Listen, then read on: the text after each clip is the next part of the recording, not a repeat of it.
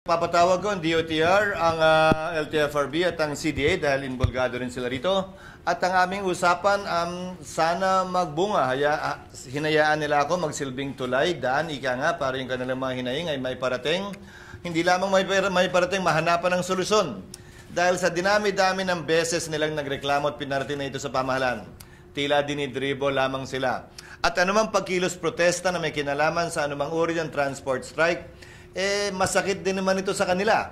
Masakit din ito sa mananakay. Hindi lamang naman sa ekonomiya at sa pamahalaan. Kaya wala naman talaga sa interes ni naman na mangyari pang muli yan.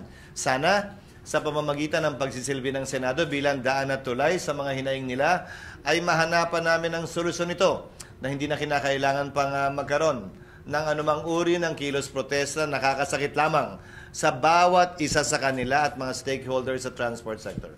Nais ko rin balikatin sa ngalan ng grupong ito ang issue kaugnay ng hindi na pagrehistro ng kanilang mga jeep. Ang franchise ay delegated lamang ng Kongreso sa LTFRB. Hindi nila pag-aari ang kapangyarihang ito maliban sa pinasa lamang sa kanila ng Kongreso. At sa paniniwala ko, hindi dapat ginagawa ng LTFRB ito dahil klarong paniniki lamang ito sa isang proyekto na hindi pa naman talaga nila lubusang naaayos at napapatupad.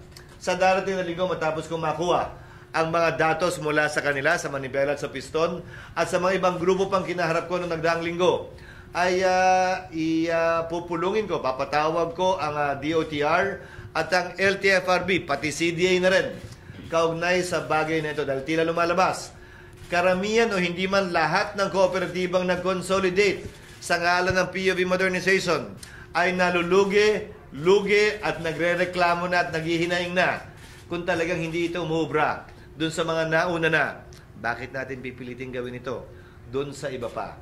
Hanggat hindi natin napapakita at napapatunayang uubra ito, huwag natin munang pilitin ito. Yon ang posisyon ng Senado. Dun sa mga gusto, gusto nila tuloy. Hindi naman namin pinipigilan yon. Pero yung ayaw, ulitin ko, dapat akayin, tulungan at kumbinsin ng pamahalaan. Huwag pilitin.